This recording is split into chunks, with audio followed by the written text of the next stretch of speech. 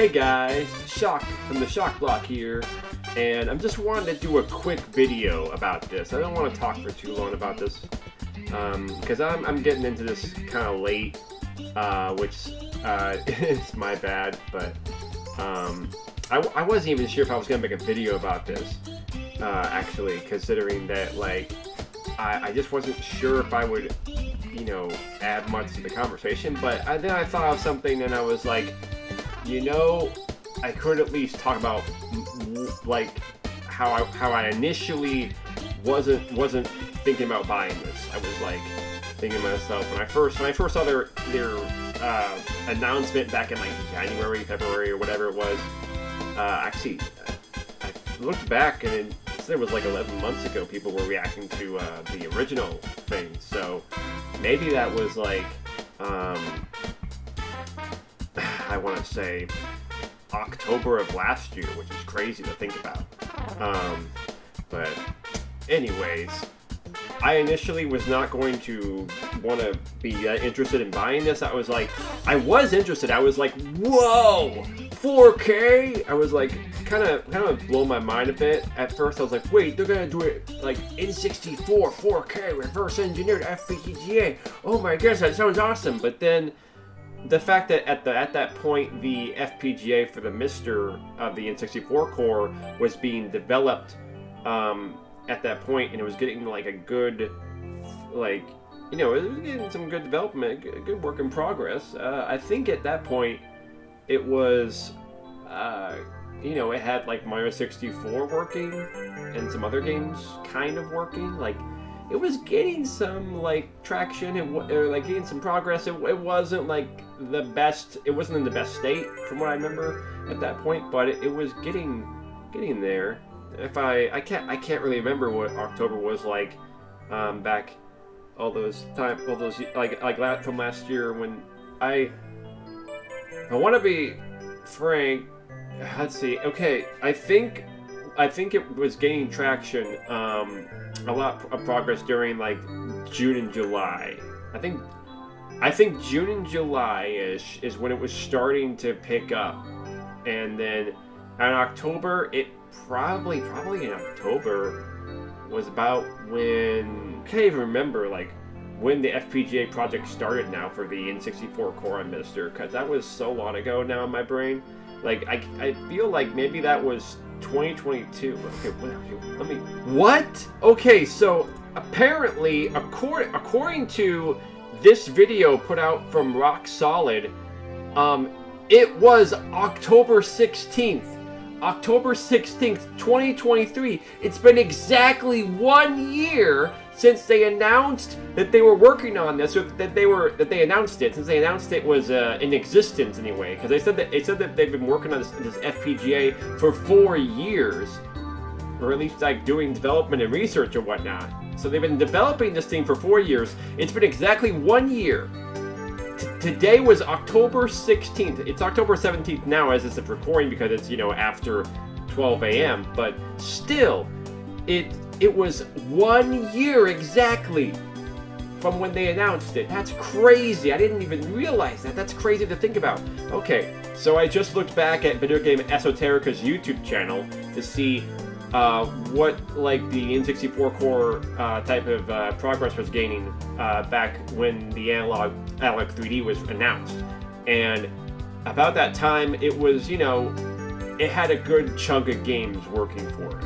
I remember because it was saying like testing your requests and stuff. It had like Goemon's Journey or Goemon's Mr. Goemon, Great Goemon Adventure or whatever it's called, the Goemon game, with the guy with the blue hair, the spiky blue hair. I don't really know him that well, but yeah, that game was kind of working. I mean, so it was not 100%.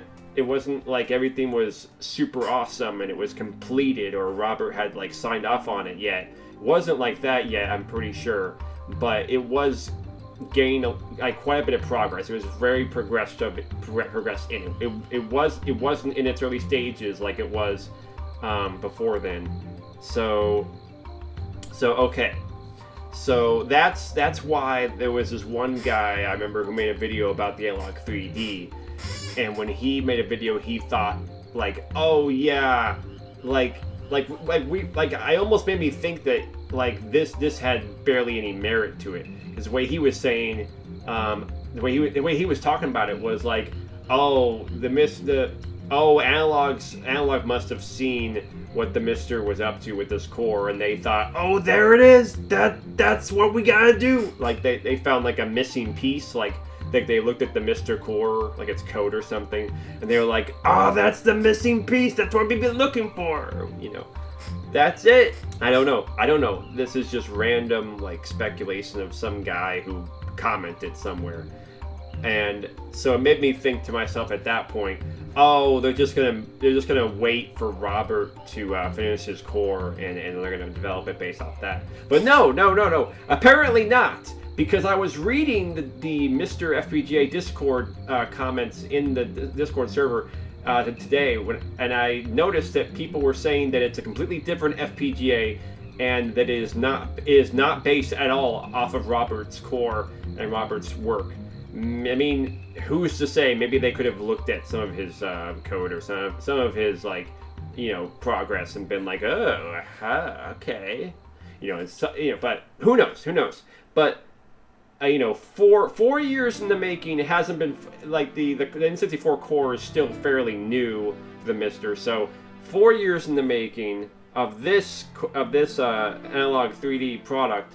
So this obviously had nothing to do with what Robert was developing it. So this is completely separate. So let's just get off of that altogether. That's completely separate. Nothing to do with what Robert made for the Mister. So here's the thing: is that a lot of people are hyped for this. Some people are like, yeah, you know, I already have an N64 and a CRT. It's fine. I don't need this. You know, that does look pretty cool. I haven't like looked at this in full blown on my computer screen yet. So this is actually really cool to look at. That is pretty slim. I like that it still has that curvature in the front there. That's really cool. Always gotta love that nice curve on the console there. I love that. And the buttons look, you know, it's an interesting, different take on the console, but it looks very nice and sleek, and it's got interesting buttons. I guess, I don't know, if I were to buy it, I guess I would get the black one. Black one's pretty nice. The white one's really nice too. Like, they're both so good. I love like white controllers and white pieces of hardware, but at the same time, if you want to keep it like looking sleek, you'll want to get the black one. Black one will look more cleaned up for a long time. If you get the white one will be more easily prone to like scratches and like nicks and damage, maybe, possibly, if you don't like keep it nice. But obviously, if you're spending $250 on something, you better keep it nice. You better keep it nice and safe and in good condition. Don't kick around your $250 machine. Anyway, 100% compatibility. Yeah. So I'm not really wanting to go over here and read through all this, because most people have done that in their videos by now. And this I really like. I like this picture where it's like, wow, CRT, getting sucked in. That's a pretty cool shot. They do a really good job with their website and making this look stunning and make you go, whoa, the gold standard of multiplayer. Oh my gosh. The greatest multiplayer gaming system of all time. I don't know about that. I mean, there's some good GameCube multiplayer games, and there's like some good what about PS2? PS2 has like tons of titles. You know, tell me like that's got really good multiplayer potential? Like, come on. And the Xbox 360? Like, sure. I think what they're doing is they're trying to, you know, just trying to market it. It's just all marketing language. It's just about like beefing it up and get people to go, oh my gosh, I gotta get it. Yes, I love the N64. Whoa. Which, I mean, hey, that's who I am. As an N64 enjoyer and enthusiast, I do I do cater to that. I do find myself wanting to like indulge in this. It is intriguing to me. It is catching my attention. So right here it shows a picture of GoldenEye. Okay, we got a few screenshots. Because people were saying like, oh, where's the screenshots? Let's zoom in. Oh, whoa. What's happening? I'm trying to zoom in. I'm holding down control plus, and it's wigging it out. It's wigging out the website. Oh my gosh, what's happening? Hang on, let me get back up to the screenshots here. Okay, so when I did that, it like threw me off. I guess it's because of the way they're formatted. The way they got this formatted a little bit off. Okay, so if we look here, it doesn't look very HD to me. But obviously, the reason why these aren't like HD shots, or maybe they are. Maybe they're just, you know, they just shrunk down. I mean, that GoldenEye render right there, that GoldenEye screenshot doesn't look bad. It doesn't look bad. It doesn't look too pixelated, but you can't tell because they shrunk it down. It's a screenshot. It's a little, I mean, it's a little shrunk down, like, it's like they took it in Photoshop and they went like, you know, they so there's no way to tell, really, how good the quality is. But I remember RGT85, he was the only guy saying, you know, why aren't there any screenshots? Why aren't there any gameplay footage? Why is there no comparisons? It's because they don't want to get Nintendo on their you know, bad side. They don't want Nintendo getting on their bad side and calling them out like, hey, wait a minute. I don't know. That's my guess. I mean, when I read the comments of RGT85's video, people were saying, oh, it's because they don't show that in their other content either. They don't show that for the Analogue Pocket. The Analogue Pocket doesn't have any screenshots. And I mean, if we look at the Analogue Pocket, let's see. Oh, okay. Analogue Pocket does have like a thing like this still. There is a thing like this.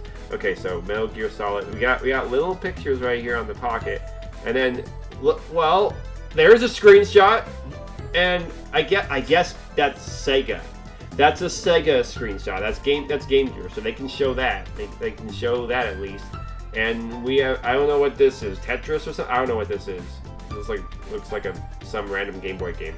But it's like a weird zoom in, like slanted shot to where you can't really make out what it is. But it tries to show off the, like, you know, pixel perfect look. Which, you know, I would get one of these if I really cared. If I really cared about the Game Boy and Game Boy Color line and the Game Boy Advance, which I do. I love the Game Boy Advance. I grew up with the Game Boy. I grew up with the Game Boy Color. I had Game Boy Color as a kid. I played the Game Boy Color a lot on Pokemon. I played Pokemon a lot. It was mainly my Pokemon Yellow and Pokemon Gold. I loved Pokemon Gold. And that was mainly what I played on the Game Boy Color. Sometimes I play Super Mario Land, but mainly I was playing, you know, Pokemon Gold, Donkey Kong Land 2.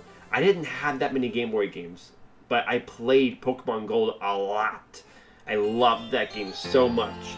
But I didn't really play that many other Game Boy games that were like the original Game Boy. I played a lot of Game Boy Advance. I played Sonic Advance. I played Donkey Kong Country 2. I played Super Mario World. I played Kirby's Nightmare in Dreamland. Nightmare in Dreamland, Kirby! I love that commercial.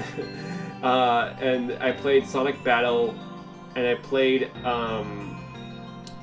let's see, I'm trying to think of another one that I owned.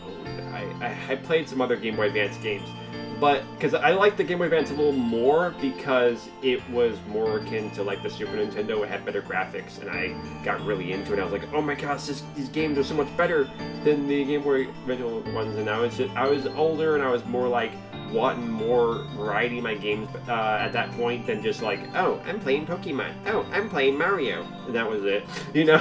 Or I'm playing Sonic on my Sega Genesis, you know? That's what I focused on mainly on my... I mean, I had like the Lion King or Aladdin or whatever on the Genesis, and I played Mickey Mania on Super Nintendo, but I was mainly just playing Mario and Sonic on their respective consoles back in the day. I wasn't really playing a whole lot of variety of games. I didn't have a lot of variety of games growing up as a like 6-year-old.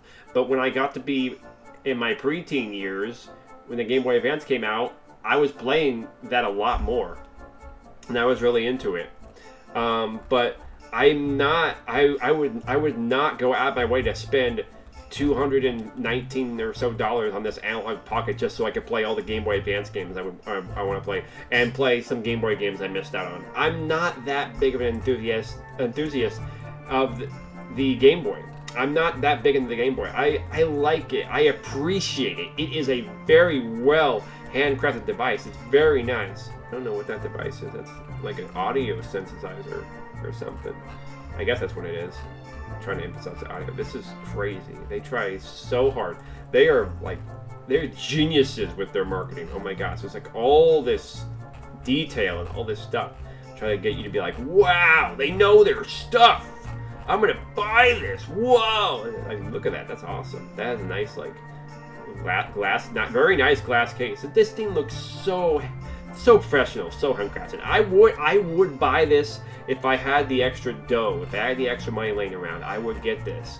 But as of right now, I'm kind of like a little bit strapped for cash. I'm a bit tight on cash, but I do want this. That's the thing. That's the thing here, is that, guys, I gotta admit, like, at first I was like, well, I have the Mister.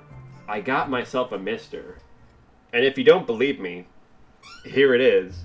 This is my Mister. Yes, it's I got it somewhat. It was still like $150 or so for the case and all the different parts besides the DE10 Nano. It was a bit cheaper than what they give you on the official Mister shop, or whatever it's called. I forget what the Mister shop is. That stuff's like so expensive. But this one I got, this Chinese manufactured one.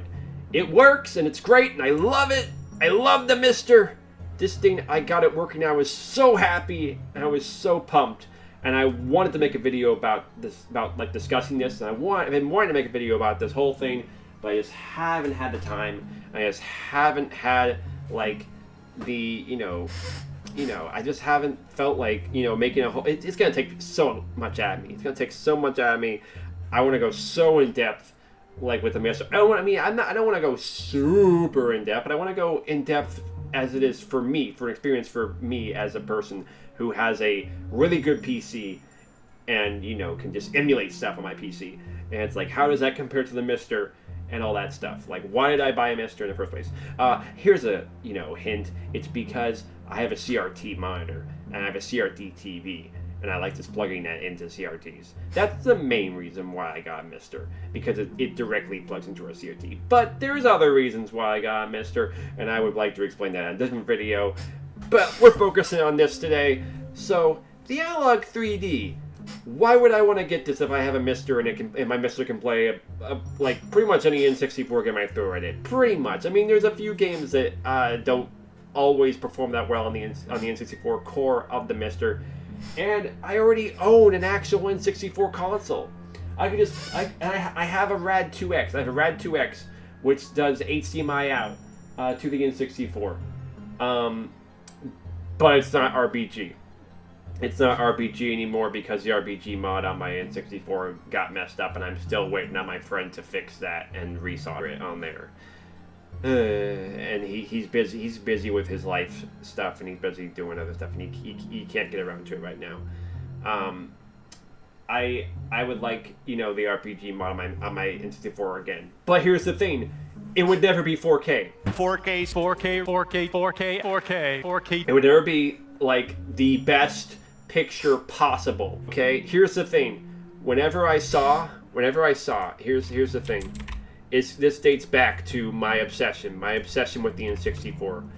My obsession with the N64 runs deep into these YouTube videos that just kept talking about how great this thing would be if you could get it to be the most perfect, the most beautiful, deblurred, awesome thing ever. Going to be taking a look at the Super 64 from Eon Gaming, a brand new plug-and-play HDMI adapter for Nintendo 64. Now, This video is so old. No one talks about this adapter anymore. The Rad 2X, the Rad 2X is so much better than this thing because this thing uses the S-Video. It uses S-Video out. It doesn't use RGB. So don't ever buy that thing unless you really think that I don't know. It's not.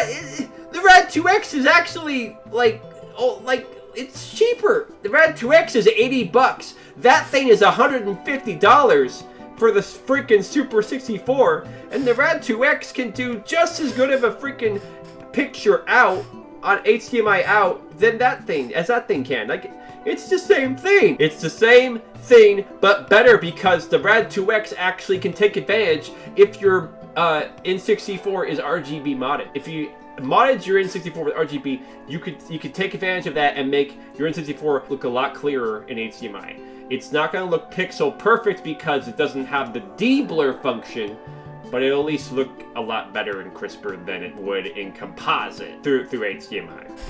But anyway, this video used to upset me. It used to piss me off because I would look at this video and he'd be talking about this like it's a work of science, like there's a miracle to the N64. I mean, it's kind of clearer. It's just S-Video. It's just S-Video, guys. It's not. And then he has the balls to go and plug in an M Classic into it and say that it's the most definitive look and it looks amazing and it has like these super upscaled 3D graphics. Filling the 64 to 1080p with the... When I first saw this, I was like, whoa! This is blowing my mind! What's happening? And then I thought to myself, I wonder if Nintendo doctored up this footage. Because this doesn't look like the M Classic can do this good of a job. I don't believe this. And no one's ever talked about this guy's video. No one's ever spoken about this guy's video and spoken like, oh, that's cool. You know, that looks amazing. No one ever called him out, talked about this video ever. And Wolfden's video on the Super 64 was just a normal video and never talked about this either. Barely anyone talks about the M Classic because I guess most people are skeptical about it. And whenever I see anyone talk about the M Classic, there's one video where this guy's just like, I don't really see the point of it. And then there's another video, that was My Life in Gaming, didn't really see much of a difference and didn't really think it was that great. And then the other video I watched was by this one British guy, and he said he liked the M Classic when it came to the GameCube and PS3, but sometimes it did good, sometimes it didn't really do all that great. It depended on what you used it for. But the thing is that the M Classic, I don't think it can produce results like this. I don't think it can smooth out Mario that good. I feel like this, when I remember I looked up online just to see if there was any way an emulator could achieve this, and yeah, if you apply enough smoothing on there, like 4x smoothing or whatever on the in RetroArch, you can get the image to look like this on an emulator on Moop N64. It's not that hard. Or I think it's parallel. I think it's actually a parallel emulator. I don't know. But yeah, it's not that hard to make the emulator for look this good. If you just want to play it on an emulator, it won't be in 4K, but it'll at least look like really smooth. And if you look at that right now, sure, it's like more refined, but it's still kind of blurry. Like it doesn't look as clear as it does on the Nintendo Switch texture upscale. But that's because the textures are redone on that version of it, Nintendo Switch, for the 3D All-Stars. But here, this is just somewhat smoothed out. But like it's still a little bit blurry. That looks good. That looks like it was doctored up. But I can't prove that. I mean, to be fair, it's probably... Wait. Example from Star Fox 64 with the R-Wing in the main menu.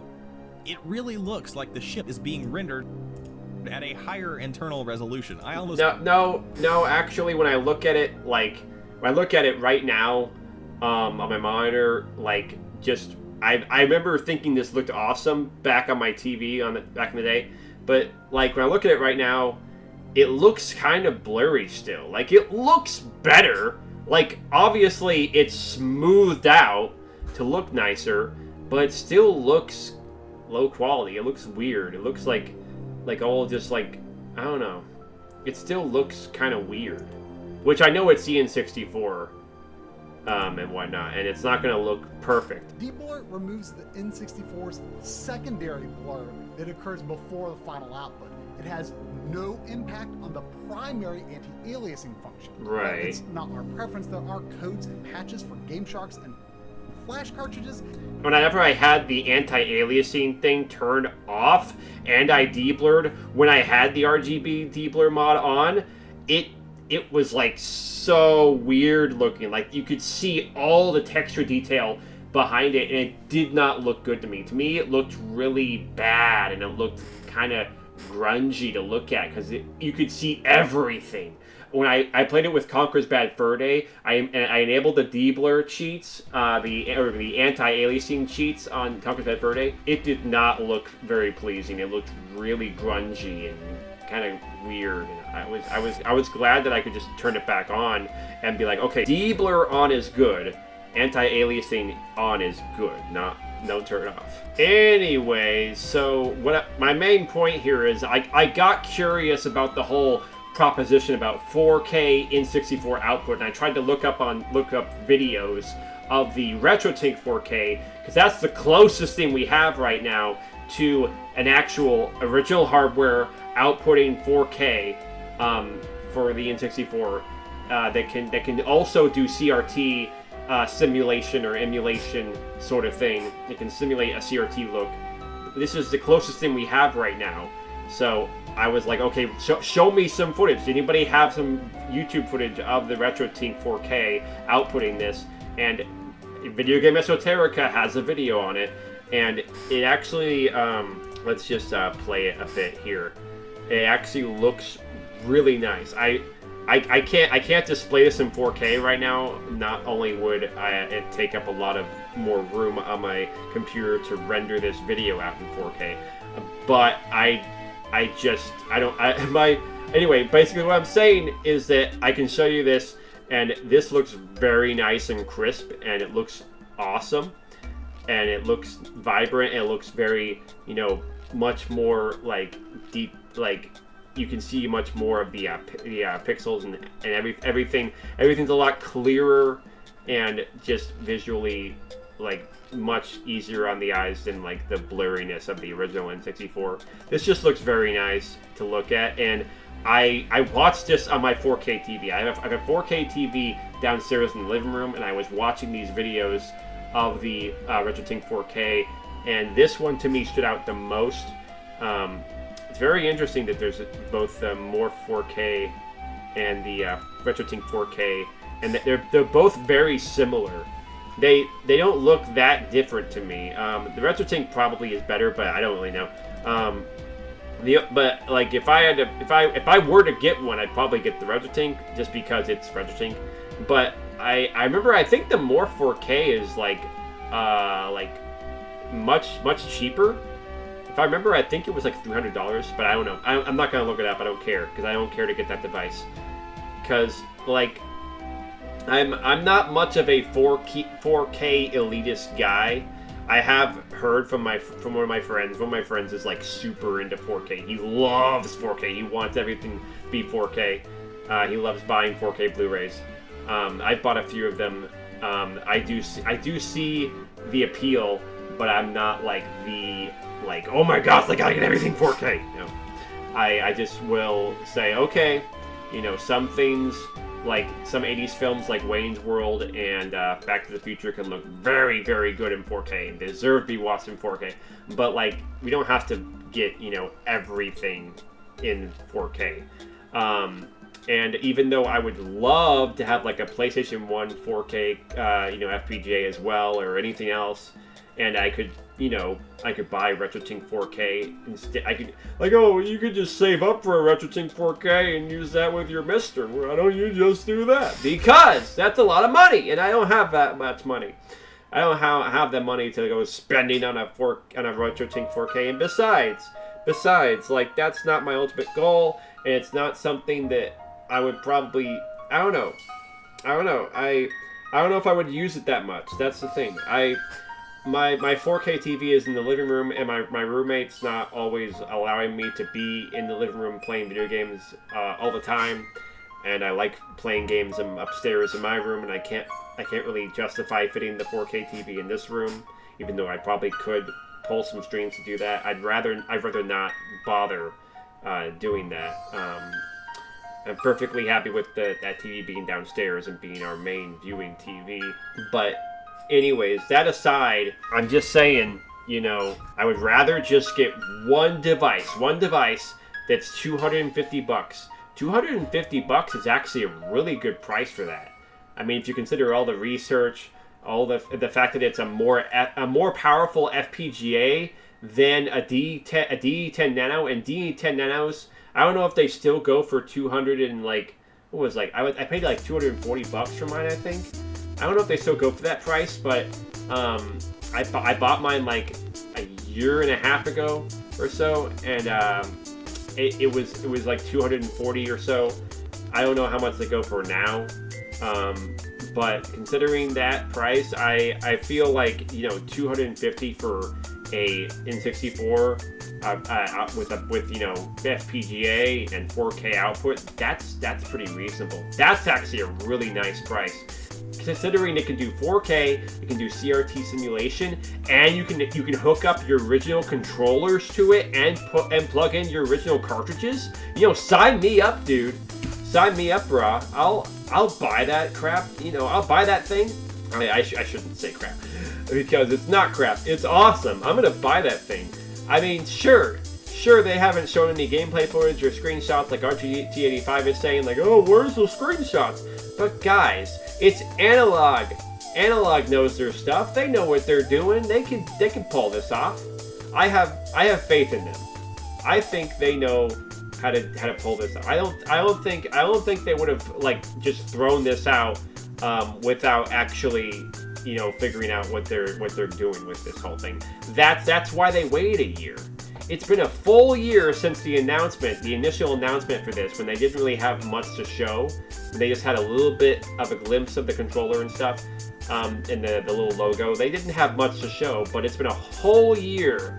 So they've been prepping to make sure that they had everything prepared and everything ready for this ship. So we are going to be totally fine. I think this is going to be awesome. I think this is going to be exactly what we've been waiting for. And it's going to be one of the most, probably one of the most greatest achievements in gaming for N64 fans around the world. And if you don't get up early that day and make sure you're one of the first people to click on that website the day that it goes live, you're going to miss out. You're gonna miss out, and you're gonna be sorry. You're gonna feel sorry. You're gonna feel sad. You're gonna be like, wow. And I'm not trying to say, oh, FOMO, fear of missing out. Oh my gosh, guys, he's a FOMO lover. I'm like, no. I'm not trying to say that you guys have to buy it. That's your decision. You are the one who decides on whether or not you should buy this thing. And but if you're an N64 fan and you love N64 and you want to get a 4K device that can totally give you that solution, and you're not satisfied. If you're not satisfied with just playing on your CRT, because I'm starting to feel like whenever I look at it on a flat screen, I see like the intricate detail. I start thinking to myself, that could be pretty cool on a flat screen. I wouldn't mind playing on a flat screen on 4K. And having the extra options to tweak it. I'm kind of hoping there's a smooth mode. I really hope there's a smooth out mode. Some kind of slick where you can smooth out the pixels. I would love that. I don't know. Maybe they'll have that. If they're saying that there's CRT simulation, why wouldn't there be a smoothing feature? I mean, come on, it's the N64. Why would you not include a smoothing feature? Come on, guys. But even if there's not that, at least I can make it look like a CRT and make it 4K. That'd be awesome. That alone, the 4K and the CRT simulation, that alone is what makes me want to get it. Like, day one purchase, right there. I trust Analogue because of the fact that I've heard so many good things about the Analogue Pocket, and so many people have spoken highly about their products that I say I'm gonna go for it. You know, that's what I'm saying. This is the definitive purchase for N64 enthusiasts. If you want your HDMI fix, your ultimate 4K HDMI fix, there you go.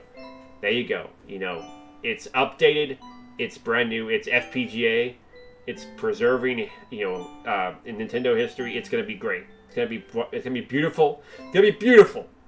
So there you go, guys. I hope you enjoyed this video. Hope you enjoyed this look at the news about the Analogue 3D. And yeah, I'm pretty pumped. I'm pretty hyped for this thing. I'm gonna wake up day one. I might just record.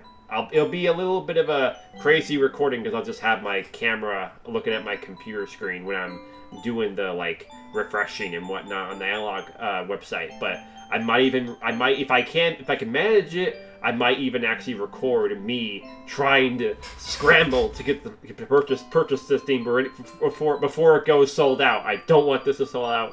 I want to get this. I am serious about this. I am going to try. I'm going to try really hard to buy it before it sells out because I'm not working that day. I'm not working on Monday, so I have the time. And I can, you know, get up early and I can get it going. Anyways, enough of my rambling. This has been Shock from the Shock Block. I hope you guys all have a great day. Signing out. Peace.